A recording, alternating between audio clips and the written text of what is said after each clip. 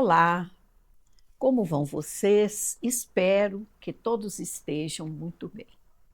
Hoje nós vamos prosseguir com o nosso trabalho em Cartas de Luz, respondendo a mais uma cartinha que nos foi enviada, mas para começar o nosso dia e começá-lo muito bem, nós queremos, com toda a gratidão do mundo, expressar a Deus, a Jesus, aos nossos mentores amigos, ao nosso anjo guardião, todos os nossos agradecimentos.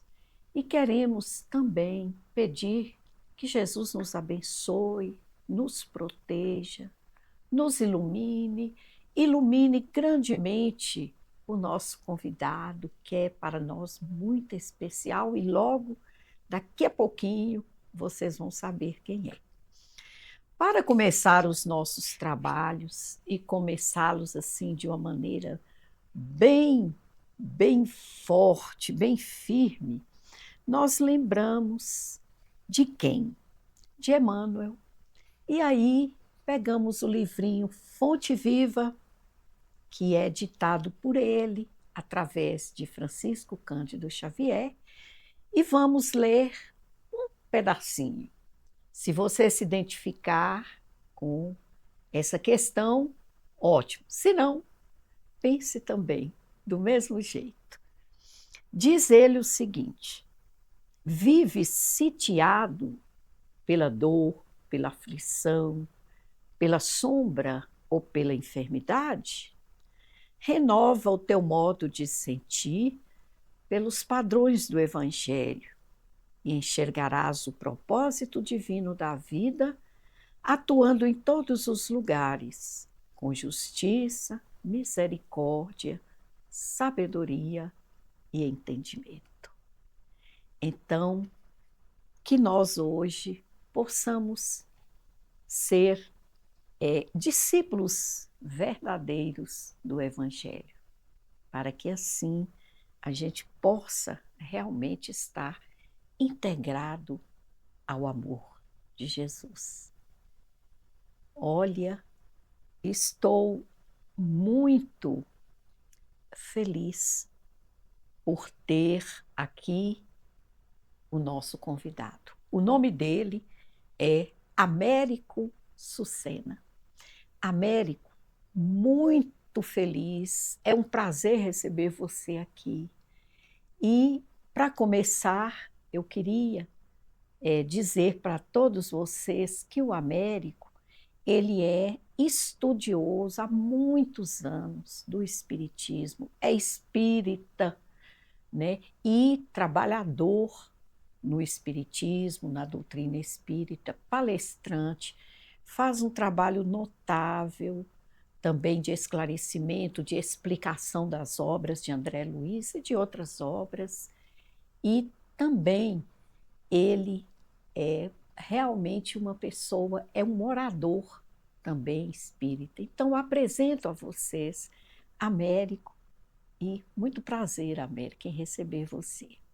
Obrigado, Rosana. Obrigado pelo convite e nossas saudações às telespectadoras e telespectadores do podcast Cartas de Luz. Estou à sua disposição. Américo, nós recebemos aqui uma carta, é uma cartinha de uma pessoa, né, que nos relata assim, um drama familiar. E nós achamos aqui, nós da equipe, achamos que a pessoa e o estudioso que seria mais adequado para respondê-la seria você. Então, vou ler a cartinha e, em seguida, tem algumas perguntas que a gente pede a você para responder a nossa companheira, a nossa amiga, que teve a confiança de nos relatar essas aflições pelas quais ela vive. Ela se chama Eliane Marques de Andrade, tem 42 anos, é professora de artes e reside na cidade de Barbacena, estado de Minas Gerais. Ela diz o seguinte: queridos amigos do Cartas de Luz, meu nome é Eliane. Sou espírita há cerca de 5 anos e também me reconheço como médium desde a adolescência, embora só mais recentemente tenha buscado compreender com mais seriedade o que isso implica e significa. Hoje escrevo com meu coração apertado em busca de consolo e de orientação. Estou atravessando um momento muito difícil na minha vida familiar, onde a fé tem sido o fio que ainda me sustenta. Sou mãe de 3 filhos. O mais velho, João Pedro, de 17 anos, tem um temperamento calmo, mas vive em constantes confrontos com o pai, que é rígido, autoritário e, infelizmente, faz uso frequente de bebidas alcoólicas. Meu marido rejeita qualquer diálogo e a presença dele em casa torna-se muitas vezes fonte de tensão para todos nós. O João tem demonstrado sensibilidade espiritual. Já pressentiu a morte de um parente e outras situações que depois de tempo se confirmaram. Tenho falado com ele sobre mediunidade, mas ele ouve com certo desconforto, como se não quisesse aceitar ou assumir algo que o inquieta. Minha filha do meio, Ana Clara, de 15 anos, é uma menina inteligente, questionadora, mas profundamente crítica à doutrina espírita. Ela quer estudar psicologia apenas, segundo ela, para desmascarar o espiritismo. Já chegou a me dizer que considera tudo isso uma fraude e até mesmo uma influência demoníaca. Isso me machuca profundamente, porque além de ser sua mãe, sou alguém que tem buscado viver essa fé com honestidade e estudo. Sinto que perdi o diálogo com ela. E por fim, minha pequena Mariana, de 7 anos, diagnosticada com síndrome de Down, é um sol na nossa vida. Apesar das dificuldades naturais da condição, ela é extremamente afetuosa e amorosa. Às vezes nos surpreende com falas que não condizem com sua idade nem com sua vivência. Já nos disse coisas como: a vovó está aqui, mas não pode falar, sendo que minha mãe desencarnou há 2 anos. Ela parece ver e sentir as coisas que os outros não percebem. Fico me perguntando: será que minha filha é médium? Sinto que estou entre essas duas forças, uma que deseja me silenciar e outra que me convida a persistir. Preciso muito da ajuda de vocês e por isso, com todo respeito, gostaria de deixar aqui algumas perguntas para que o querido convidado desse programa possa me respondê-las. E aí a carta, a situação dela é essa relatada, né, América? Então ela começa a fazer algumas perguntas, né? Eu vou assim ler a primeira pergunta para você, se você quiser fazer alguma consideração sobre a carta, você aí aproveita também e faz. Mas ela diz assim, ela pergunta assim: como o espiritismo orienta uma mãe médium a lidar com o lar onde o pai é rude e alcoólatra, causando desequilíbrio emocional aos filhos? Bem, o Espiritismo nos recomenda, de preferência, tolerar e servir. Servir é é o verbo principal, né? Continuar servindo, fazendo o seu trabalho, atendendo os filhos e também o marido. E procurando fazer com que os filhos não hostilizem o pai, não fiquem contra o pai, compreendendo que o alcoolismo é uma doença, e dizer isso aos filhos, né? Para que eles respeitem o pai, porque isso pode ter acontecido com qualquer um de nós em outras vidas. E esse respeito ao pai pode melhorar as condições e melhorar a harmonia da casa. Então, essa é a recomendação espírita, né? Servir fazendo os trabalhos normais da casa, suportando as dificuldades. É, realmente, né? É uma, é um desafio, né? Desafio. Uma coisa que A talvez vida. funcione bem também, em vez de Aham. brigar com o marido, é falar alguma coisa de maneira delicada. Por exemplo, nós todos aqui nos sentiríamos muito melhor se você não bebesse. Então, essa maneira É, de dizer as coisas é diferente daquela que você tem que parar, porque isso é uma doença. Isso não se consegue é, parar de uma hora para outra, né? é muito complicado, né, Américo? Muito mesmo. Ela então passa a fazer a segunda pergunta, que é a seguinte: um jovem com sinais de mediunidade que resiste a aceitar essa condição, a condição do pai, né? Pode ser prejudicado espiritualmente? Como ajudá-lo sem impor? Bem, explicando que o alcoolismo é uma doença e todos nós podemos ter passado por essa situação em vidas anteriores, ainda que ele não acredite muito nisso, nós não devemos forçar, né? Deixar que isso aconteça naturalmente, do ponto de vista espiritual. Ele não tem que desenvolver a mediunidade. Na medida em que a pessoa tem uma obrigação, ainda não está madura para tomar decisões, é muito ruim. E, portanto, no nosso estágio evolutivo, todos nós planejamos minimamente o que vamos fazer na encarnação.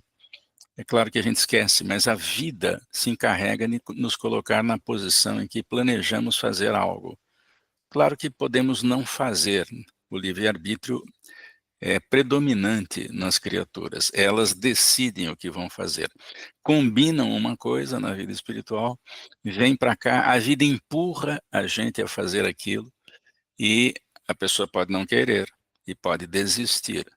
Mas vamos deixar, no caso do Pedro, que tem 17 anos, que a vida lhe encaminhe e lhe mostre o que ele tem que fazer.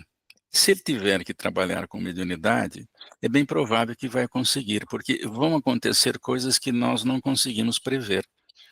Porque a gente planeja a É, reencarnação e esquece. Quem que faz as coisas acontecerem? Os espíritos fazem isso. Então, se ele tem tarefa, o seu guia espiritual sabe disso, o guia familiar sabe disso, e os espíritos que monitoram os guias familiares, porque os guias familiares têm, como dizem na psicologia, né, os tutores, né, os que são os responsáveis, que são consultados quando eles não conseguem fazer alguma coisa. Portanto, nós não devemos nos preocupar com isso. Tocar a vida normalmente, sem forçar, e com o nosso exemplo, mostrar que a nossa doutrina é boa. é. Ô, Américo, você disse aí uma coisa bem interessante e algumas pessoas perguntam sobre isso.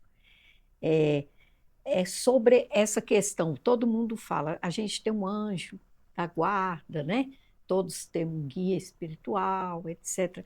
Mas as pessoas muitas vezes ignoram ou querem saber um pouco mais sobre essa questão guia familiar. Você podia falar um pouquinho sobre isso? Isso né, é uma dúvida assim, bem frequente das pessoas que, É que muito nos comum. escrevem. É, É, uma coisa que a gente pode começar dizendo, Rosana, é que todos temos, né? Aliás, isso, a maioria das religiões, se não todas, tem essa ideia de que nós somos acompanhados por um guia espiritual. E, normalmente é aquele guia que nos acompanha, inclusive, no início da reencarnação, e o livro Missionários à Luz diz que uma das funções deles, nessa fase, na fase inicial da reencarnação, é ajudar os sistemas, que existem no nosso corpo a gerenciar os fluidos do corpo, porque o corpo não está formado, então a formação de glóbulos brancos, vermelhos, precisam às vezes de um estímulo, de um espírito que saiba fazer isso. Então vejam que lá no livro Missionários à Luz há essa referência de que nós somos acompanhados muito de perto, até os 7 anos, e depois não há necessidade de uma presença próxima, eles conseguem nos monitorar onde estiverem, né? É, muito interessante, né? O Américo, a questão que ela nos fala no item 3 é o seguinte: a crítica violenta à doutrina, feita por um familiar próximo, como a da minha filha, pode gerar em nós algum tipo de prova espiritual?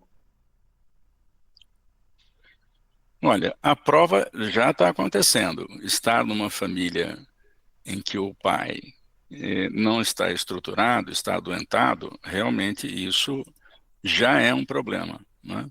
Agora, a filha que está querendo estudar psicologia para combater o espiritismo, ela realmente ela não tem noção do que está falando. E isso não deve preocupar a Eliane, porque ela não vai conseguir. É uma lei natural o uso da mediunidade, e nós não conseguimos derrogar a lei natural. Tanto é que a mediunidade existe independente de credo religioso. Em todo o planeta tem pessoas que têm percepções, e ela tem isso dentro de casa, com o filho mais velho e com a filha menor, que ainda vamos falar um pouco dela também. Então, por mais que a Ana queira modificar isso, ela não vai conseguir. Então, é não se preocupar, porque a vida cria mecanismos que acabam nos ensinando de uma maneira que a gente nem imagina, né? É, como ela é muito jovem, né? Muito jovem. Talvez a gente, quando é jovem, a gente tem esses impulsos mesmo, né? A contestação, a É, rebeldia, né? é, A gente tem assim, impulsos mesmo, né? Está descobrindo o mundo.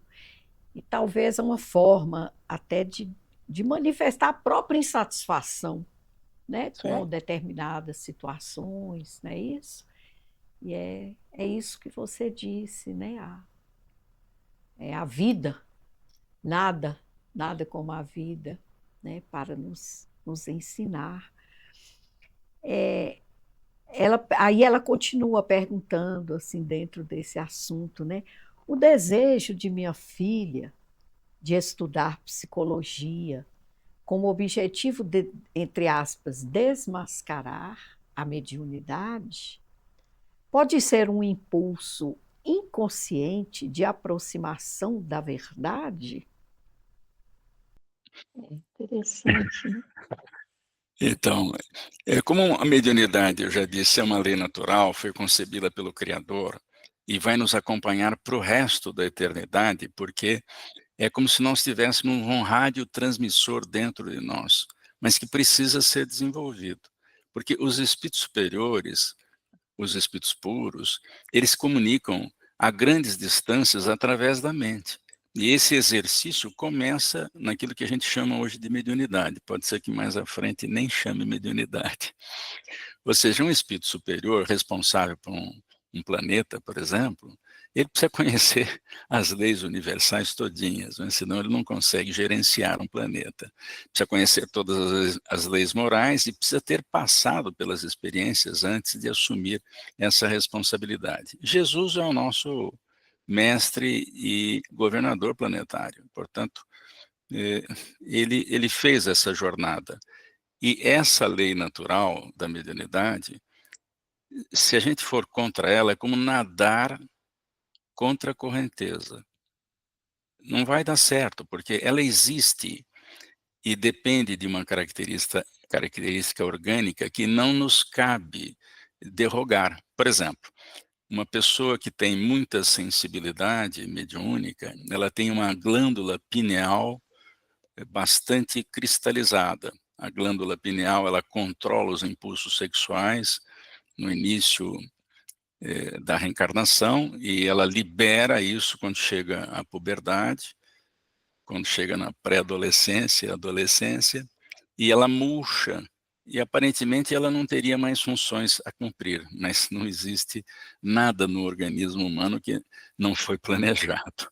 O organismo humano foi estruturado, foi planejado no detalhe. Essa glândula se divide em pequenos cristais, múltiplos cristais, e que permitem a comunicação entre criaturas. Então, ela não vai conseguir se opor a isso, não existe essa possibilidade. Então, a Eliane não deve ficar preocupada com isso. Eu me lembro do fato de William Crookes, que era cientista famoso na Inglaterra, da metade do século, no início do fim do século XIX, começo do XX, os fenômenos espíritas estavam alcançando, depois de Kardec, inclusive, surgiram várias médiums de materialização. E a Academia de Ciência Inglesa pediu a William Crookes que examinasse os fenômenos e colocasse uma pedra sobre o fenômeno mediúnico, porque aquilo não existia, né? E, e ele confirmou a existência do fenômeno mediúnico. Eu não sei se ele foi expulso da academia, mas certamente foi menos considerado a partir daí. E ele tem uma frase muito interessante que eu nunca esqueço. Diz que a humanidade está dividida em duas partes: os que acreditam em reencarnação e os que vão acreditar. Então, ele não deve se preocupar com isso. Nem que seja na próxima ou nas próximas. Não precisamos nos preocupar. É uma coisa natural, né? E as leis naturais, elas vão agindo por elas mesmas, né? É como diz Kardec, pela força das coisas, né? Isso, pela força das coisas. Não há como nos opor a isso, porque é a vontade do Criador. A gente não consegue segurar a lei do progresso. Se a gente conseguisse, estávamos ainda na Idade da Pedra. Não é o caso. Cada um quer segurar do seu jeito, né? Não consegue, não consegue. Não consegue mesmo. É interessante. Ela quer saber se a filha com síndrome de Down pode, né? Se tem possibilidade dela ser médium. Depois, complementando a pergunta, ela prossegue dizendo o seguinte: a mediunidade se manifesta da mesma forma nesse tipo de encarnação? São duas perguntas aí. Duas perguntas. Bem, a filha que tem síndrome de Down tem 7 aninhos, chama Mariana, né? Pela sua leitura, sim. Eu também anotei aqui. Então, ela pode ser médium, sim. Eu não conhecia nenhuma médium com síndrome de Down, mas eu conheço um médium autista que está com 12 anos. Ele enxerga, ele ouve os espíritos e se comunica com eles e, portanto, é médium. Ele já passou daquela idade que é até os 7 anos, pelo fato do corpo espiritual não estar inteiramente conectado com o corpo denso, ele vai se conectar. Como diz Kardec no livro A Gênese, a conexão é molécula a molécula.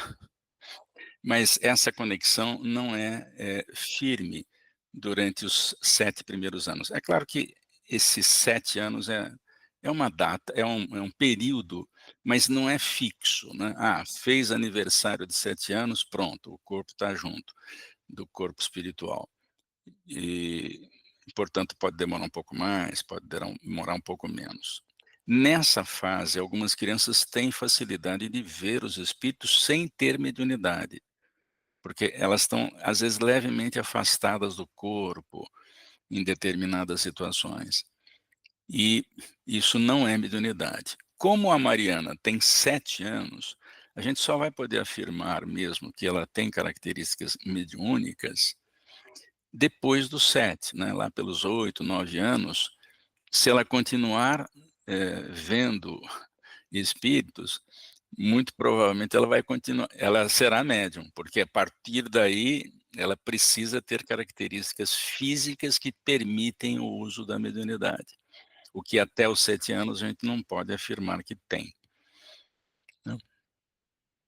Mas eu É, conheço uma criança que tem síndrome de Down com 12 anos, aliás, ele tem autismo, com 12 anos, que tem sintomas mediúnicos. Ele vai ser médium, se quiser, é claro.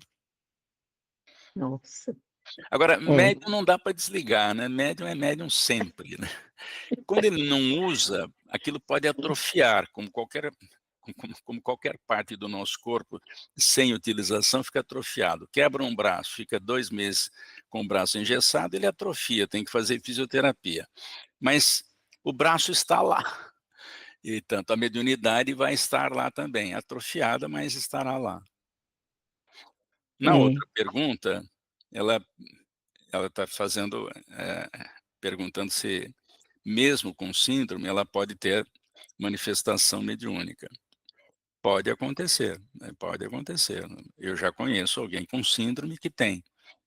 A síndrome dela, a de Down, eu não tinha notícias de médium ainda, mas ela já está dando um sinal de que é possível isso também, né.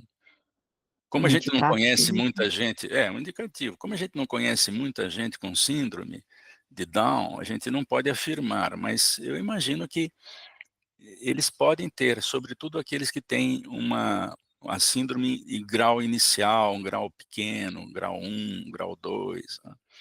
A gente É, acredita que isso seja possível, né. aqui ela não fala, né, Não, se, não né, no fala, qual grau, né, não fala.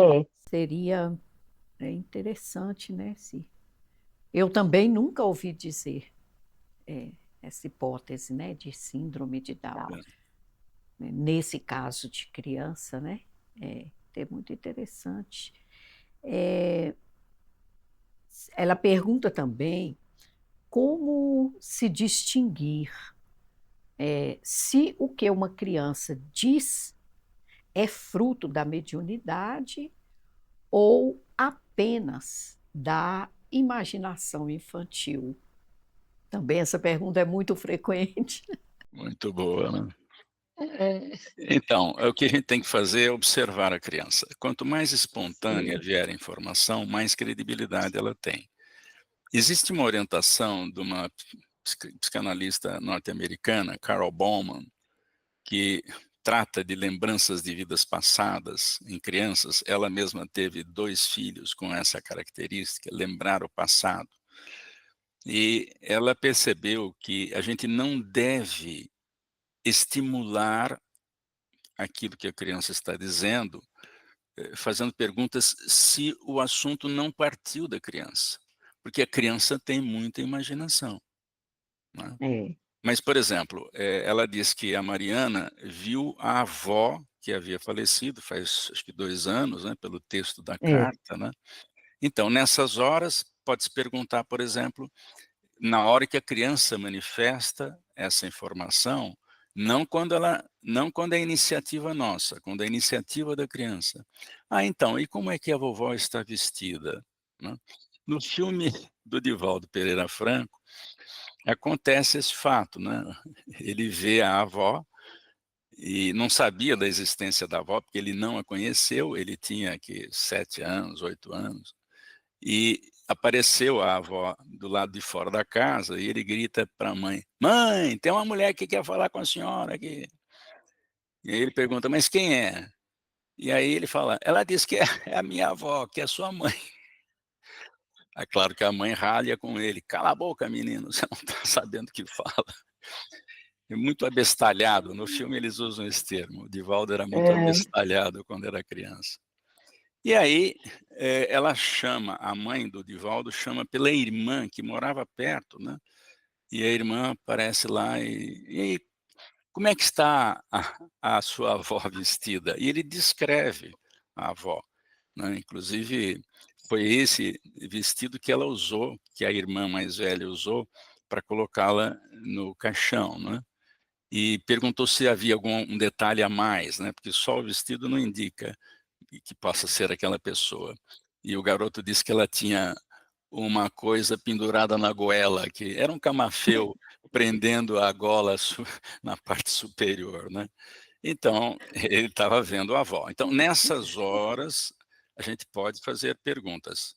Mas quando a criança não está falando no assunto, é melhor não perguntar, porque se ela não estiver vindo, pode ser que ela fantasie. Certo. É interessante, né, a criança realmente, né, dada a fantasia mesmo, né, Américo. E a gente verifica que hoje, não sei se isso, eu tenho a impressão que contribui, mas as crianças começam a ver as telas muito cedo, né? E aí começa a ver aqueles heróis, né? Ou na cabeça delas são heróis, né? Muitas vezes a gente sabe que não são, né? Mas começam a ver os desenhinhos, começam a ver aquelas histórias e pode ser que a partir daí também começam a criar, né? E a gente tem verificado, até mesmo na escola, né? As crianças às vezes falam determinadas referências sobre a família que muitas vezes não tem pertinência nenhuma, né? Às vezes sobre a mãe, às vezes sobre o pai, criam isso, né? Pode acontecer. E e às vezes até se pode ser, às vezes que são médios mesmo, até se reportam a vidas passadas, né?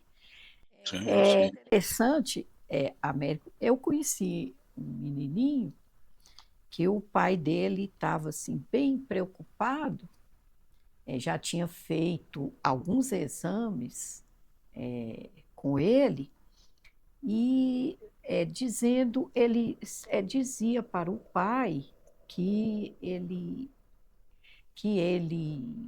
como se diz, que ele o pai falava alguma coisa e ele falava assim: ah, não, você lembra que quando, daquela vez que você me queimou, aí o pai ficou desorientado, né? Porque o pai era muito carinhoso, muito atencioso, né? Amava muito o filho. Aí ele falou isso algumas vezes e o pai aí um dia questionou mais, né? Começou a fazer essas interrogações. Mas como? Como que eu te queimei? Você chegava o cigarro em mim. Olha, um menino jovenzinho, parece que tinha 8 ou 7 anos, uma coisa mais ou menos assim, né? Não tinha ainda. E aí o pai, mas eu nem nunca fiz isso. Não, mas você fez. Eu era criancinha, eu era pequenininho, você fazia isso comigo. E aí o pai ficou assim desorientado, né? Aí procurou muitos meios, etc. Já tinha. E houve alguém que dissesse dessa possibilidade, né? Não, talvez vamos orar, né? Aí a solução foi a oração, né? Aí começaram a fazer uma terapia do perdão, né? Para que o filho conseguisse perdoar, porque naquele momento ele talvez tivesse vindo com aquela lembrança, né, triste do passado e talvez ainda aquilo ainda estava ecoando, né, no seu espírito, coitado. Mas uma história assim muito interessante, né? Foi parar no centro espírita e aí foi aquele atendimento, aquela coisa, né? Mas a gente não sabe, na verdade, né? Tem só uma leve ideia, né? Existe um caso muito famoso nos Estados Unidos, que foi retratado num livro chamado A Alma, esse é o termo americano, The Soul, e aqui no Brasil Sei. teve a tradução como A Volta, de um Ah, garoto com assim que começou a falar, 2 anos de idade, ele se lembrava que tinha morrido na Segunda Guerra Mundial, durante o ataque a Iwo Jima.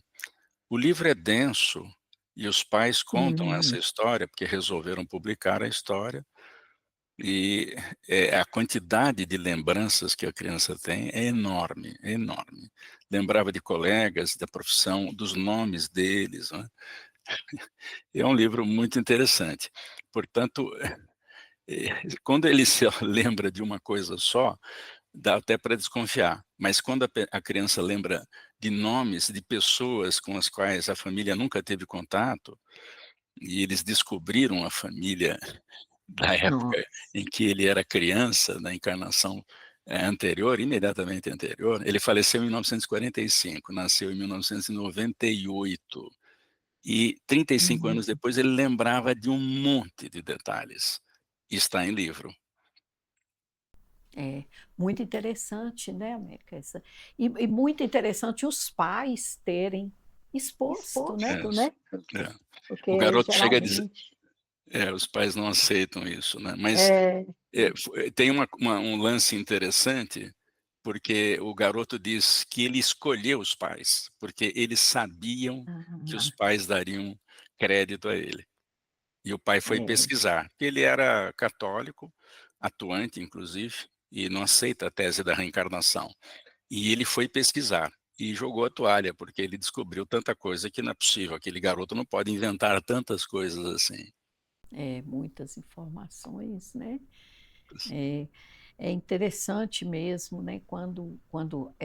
Você falou uma coisa aí muito interessante no início sobre a vida, né? A própria vida, né? No caso, por exemplo, desse pai, né? Não admitia, né? A reencarnação, etc. Possivelmente por isso também, certamente não admitia a mediunidade, né? Sim, claro. Ou havia de outro modo, e a própria vida o Empurra, levou empurra. a essa compreensão e de uma maneira tão forte, né? Tão significativa, né? Isso é uma lição também para todos nós, né? A gente confiar no processo da vida, né? Confiar na existência que Deus nos propicia, né? Nos dá. É muito interessante. Existe uma metáfora também curiosa, que a vida é como um rio que flui continuamente. E quando a gente entra na vida, é como se a gente tivesse um barquinho colocado no rio.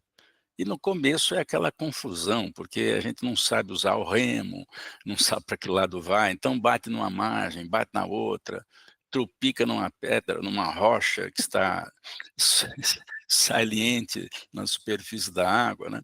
E aos poucos a É gente vai se verdade. equipando dos remos para poder dirigir, mas a vida nos empurra em determinadas direções. É muito interessante esse fenômeno. É verdade. Parece que quando a gente tem, né, tem que passar por determinada coisa, ou que tem que aprender determinadas coisas. Gente, como Ela eu vem. falo assim, não é? Eu penso assim, se a gente soubesse, tivesse essa convicção, ainda quando jovem, seria tão bom, né? Porque normalmente a gente tem essa percepção e tem essa certeza depois de já ter, né, passado por muita coisa, encontrado várias pedras, né, machucado o pé muitas vezes, Ralado o aí joelho.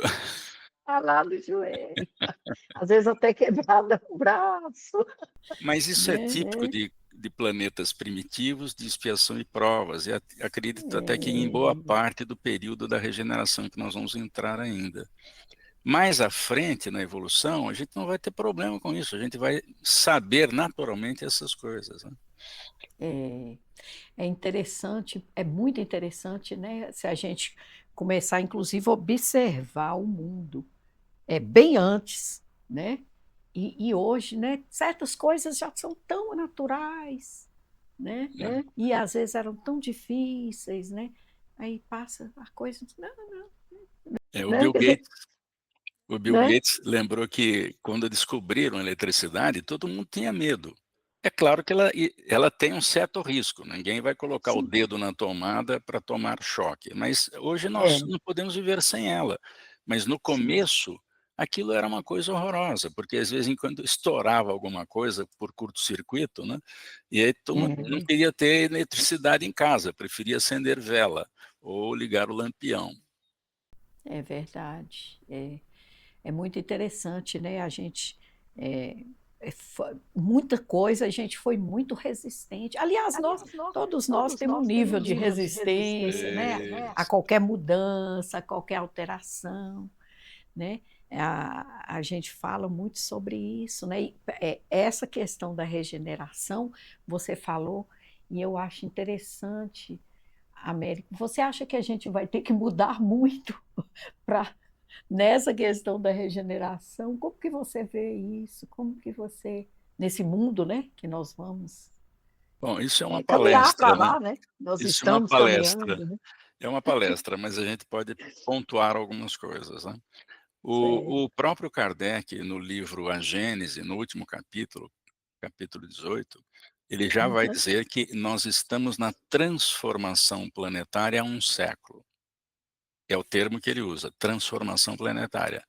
A gente mudou um pouco, a gente está falando de transição planetária.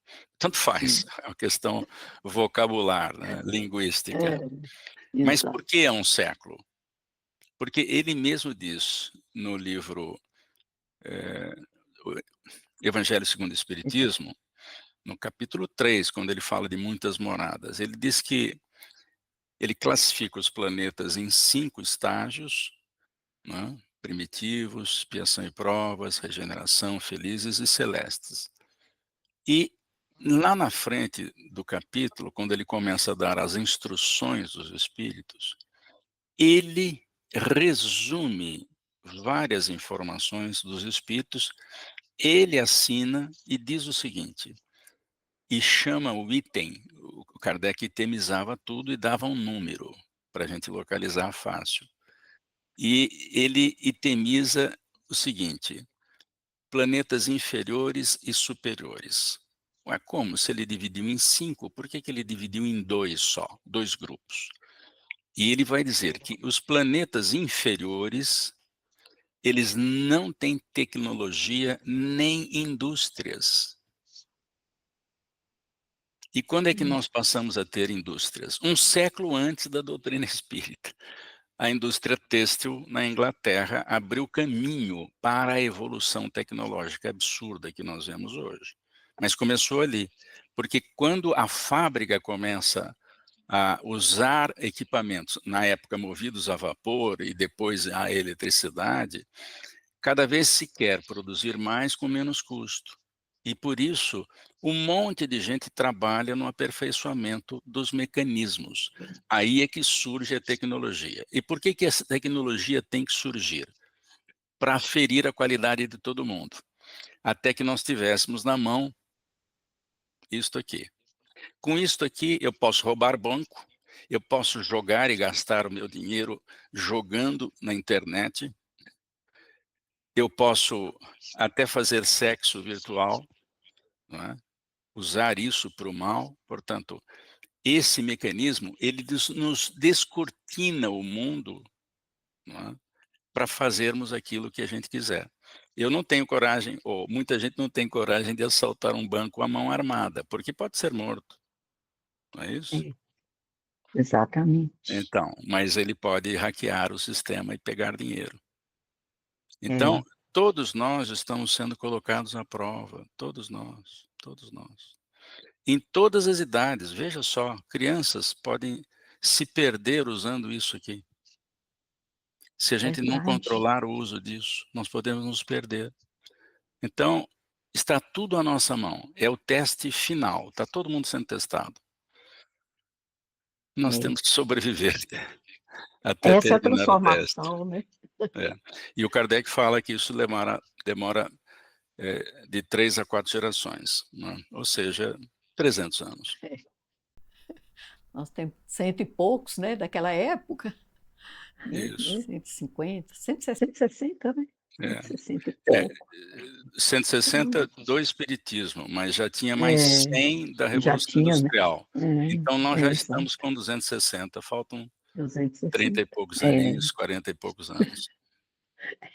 Não é uma data fechada, mas é em torno do exato. qual, né? É, mais ou menos, né? E ele diz lá que para que isso aconteça, aqueles que fazem o mal pelo mal precisam sair do planeta. Eu não sei como é que vai ser isso, mas que vão sair, É, vão. é. É verdade. A gente vê muitas, né, muitas teorias, né, sobre essa fala de Kardec, etc., né? E é bem interessante, é um assunto muito interessante que nós depois podemos conversar sobre isso também, né, Américo? Aliás, eu tenho projetos para continuar essa nossa conversa em muitas conversas, né, em muitas entrevistas. Mas, Américo, a nossa querida Eliane nos fala aqui, pergunta a você especificamente o seguinte: se meio a tantas dores familiares, se como mãe de médium, como a mãe médium, ela, né, falando dela, pode se fortalecer e ajudar sem sucumbir emocionalmente. Aí que pedido de socorro, né? Então, eu não sei se ela frequenta algum centro espírita lá em Barbacena, que é a cidade de origem, não é? Mas ela Sim. poderia procurar um centro. Eu não sei se ela vai ter facilidades para fazer isso. Mas hoje ela pode assistir o podcast Cartas de Luz em casa, no computador, até no celular, no É, tablet, né. Então ela tem condições hoje de é, conhecer e se aprofundar na doutrina espírita. É claro que a terapia do passe, o tratamento espiritual, mesmo à distância, aos envolvidos, a toda a família, é um recurso muito efetivo para se suportar as dificuldades atuais, né. E também é possível a solicitação de ajuda indireta, como os parentes, pelo menos a filha do meio, o filho mais velho e o pai são contrários, não colaboram muito, né, a gente pode solicitar, por exemplo, que a gente se encontre na vida espiritual durante o sono com mentores familiares, para conversar a respeito, reunir a família no plano espiritual. Ninguém vai lembrar nada no dia seguinte, mas de tanto a gente solicitar isso todas as noites antes de dormir, para que a gente se encontre, para conversar a respeito do assunto, aquilo aos poucos acontecendo, né, porque não vai acontecer todas as noites, porque nem todas as noites todo mundo dorme na mesma hora e tem condições de se encontrar durante o sono profundo para fazer uma conversa. Não pode ser uma coisa muito longa, porque nós não temos um sono profundo muito longo, né, mas que isso seja repetido durante o sono, solicitado todas as noites antes de dormir. Nós vamos nos surpreender, eu mesmo já usei isso para resolver problemas. ah, é Temos interessante, né? temos histórias para contar, porque talvez não caiba aqui, mas numa outra oportunidade a gente pode contar, o que os espíritos chamam de auxílio indireto. Auxílio indireto. E Auxílio indireto. é, né, um auxílio de espírito para espírito, não é? Isso é citado no livro Os Mensageiros e Missionários à Luz, auxílio indireto. Auxílio indireto. Aliás, a obra de André Luiz, né, sempre, igual você está falando, né, mensageiros, né, os missionários da luz, etc., são maravilhosos, né, Américo, nessa questão né, das instruções durante o sono, né? Muito, muito bonito mesmo, muito interessante. E a gente sabe que são verdadeiras as A gente informações, vai né? acordar e não vai lembrar nada, mas de tanto É, reiteradamente aquilo acontecer, se a gente fizer questão mesmo e orar pedindo isso, um belo dia vem alguma intuição naqueles que nos cercam que pode mudar o rumo da família. é. Ô, América, a esse respeito, há também uma curiosidade sobre, digamos assim, muitos sonhos ou talvez percepções que a gente, às vezes, todos nós temos de vez em quando com certas pessoas, às vezes algumas até falecidas, né? Sim, sim. E aquilo é tão real que a gente lembra no outro dia, né? E às vezes a gente fica pensando, será se foi uma comunicação, ou se foi só um sonho, não é? A gente, Normalmente a mente trabalha demais e mistura os é, acontecimentos da vida real com a vida espiritual. Mas os sonhos que são reais, ele tem uma característica, eles são curtos, existe uma dose de emoção muito grande envolvida, Pode ser um sonho de perseguição, real, mas pode ser um sonho em reencontro de criaturas que se aproximam na vida espiritual, quase sempre conversam, mas ninguém lembra da conversa, mas lembra da emoção, lembra de um abraço e lembra da emoção, e às vezes acorda até chorando. Então, os sonhos reais, eles têm essa característica, eles são curtos e são um recado, ó, eu estou aqui, para quem já foi, dando notícia para quem ficou. Isso. O Américo, a última pergunta da nossa querida amiga é o seguinte: a missão maternal, segundo o Espiritismo, pode abranger também o papel de agente de despertar espiritual dentro do próprio lar? Sem dúvida, Eliane, é isso mesmo. Todo espírita enfrenta uma oposição à doutrina em seu lar, ou quase todos, né? Há exceções. Há lares, por exemplo, em que a pessoa já nasce no berço espírita. Aliás, é o caso do Orson Peter Carrara, que todos nós conhecemos, né? Então, nosso compromisso é impor não pela palavra, mas pelo exemplo. Não pela contenda, mas pela exemplificação. Quando a gente serve a família sem reclamar, aceitando as dificuldades que nós escolhemos, é outra coisa interessante. Antes de encarnar, a gente escolhe as provas e as expiações. E, é claro, a gente costuma dizer, eu não escolhi isso aqui, não. É que quando a gente está fora da matéria, a gente percebe as nossas necessidades evolutivas. E sempre lembrar uma coisa que isso está nos textos do Evangelho, a nossa carga nunca é maior que a nossa capacidade de suportar.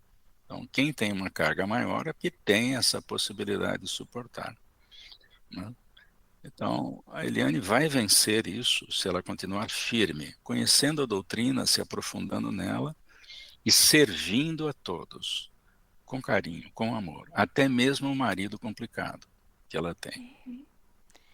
É realmente um desafio, né? São todos assuntos aqui são desafiadores mesmo, né, Américo? Mas é o que você está falando, né? Nós escolhemos e foi permitido porque a gente aguentaria, né? Isso. Mas veja, mesmo numa família em que o pai é problema, o Pedro não aceita muito, e a Mariana vai, aliás, a Ana vai estudar para ir contra a doutrina, né? A justiça divina deixou a Mariana como apoio. A Mariana vai ser o apoio dela. Exatamente. É muito interessante como a providência divina é presente e age, né? Como Tudo é estudado, né? No nosso nível evolutivo, as encarnações são planejadas. Só não planeja aquele que está lá atrás na escala e tanto faz ele nascer aqui como ali. Aí vai em qualquer lugar mesmo. Mas quem planeja minimamente, a gente percebe isso lá no livro Missionários à Luz, na reencarnação de Sigismundo, um departamento só para planejar o corpo, sem considerar as atividades. Ora, é no nível de detalhe que nós não imaginamos, né? A gente normalmente não gosta do corpo que tem, mas a gente escolheu e assinou embaixo na planta, né? Quando viu o desenho, tá bom, esse aqui tá bem. Assina aí, seu Américo. Pois não, tá assinado, eu aceito. Depois a gente não gosta muito, mas não tem do que reclamar. Aí não tem jeito, né? quando chega, tá aqui o documento. A assinatura. O senhor assinou aqui, seu Américo. Na justiça a gente pergunta assim: o senhor reconhece essa assinatura? O senhor Não é assim? reconhece a assinatura, é bom. Reconheço, é minha mesmo. Mas só diz tal, né? Então é assim que acontece, né? E às vezes a gente usa de todo artifício, de toda artimanha para negar o que é tão óbvio, né? O que a gente desejou. Mas então ela agradece, ela diz que agradece imensamente a escuta, a paciência e principalmente a luz que esse programa tem trazido aos nossos corações. E a gente fica muito feliz com isso, né? Dessa gratidão que ela expressa. Mas, Américo, e a gente fica muito feliz de você ter nos dado essa aula, né? Você com essa maneira tão didática, né? Chega objetivamente falando, e esclarece. Eu creio que não ficou dúvida nenhuma, foi assim, né, uma coisa muito boa e vai atender a ela e também a muita gente, né, que tem pelo menos uma ou outra dessas problemáticas aqui que ela apresentou, né? Porque os conflitos familiares estão, né, tão presentes, né, sempre na sociedade a todo momento.